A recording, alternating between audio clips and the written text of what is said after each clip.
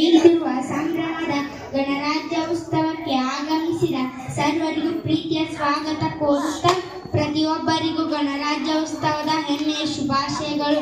ನಾನು ಭಾರತ ಸಂವಿಧಾನದ ಕುರಿತು ಕೆಲವು ವಿಶೇಷ ಮಾಹಿತಿಯನ್ನು ನಿಮ್ಮೊಂದಿಗೆ ಹಂಚಿಕೊಳ್ಳುತ್ತಿದ್ದೇನೆ. ಸಂವಿಧಾನ ಪಿತಾಮಹ ಡಾಕ್ಟರ್ ಬಿ.ಆರ್. ಅಂಬೇಡ್ಕರ್ ಅವರು ಹೊಂದಿರುವ ಅತಿದೊಡ್ಡ ಸಂವಿಧಾನವಾಗಿದೆ. ಭಾರತ ಸಂವಿಧಾನ ಒಟ್ಟು 251 ಪುಟಗಳನ್ನು ಹೊಂದಿರುವ ಅತಿದೊಡ್ಡ ಸಂವಿಧಾನವಾಗಿದೆ.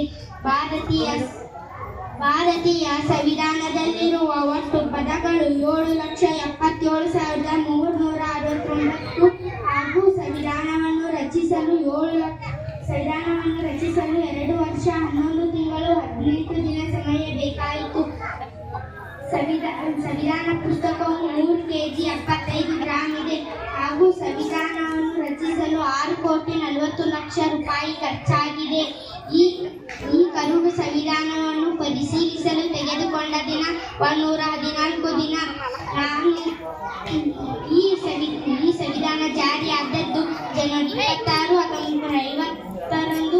ಅಂದಿನಿಂದ ಇಂದಿನವರೆಗೂ ಈ ಗಣರಾಜ್ಯ ದಿನವನ್ನು ವಿವಿಧತೆಯಲ್ಲಿ ಏಕತೆಯ ಪ್ರತೀಕವಾಗಿ ಆಚರಿಸುತ್ತಿದ್ದೇವೆ.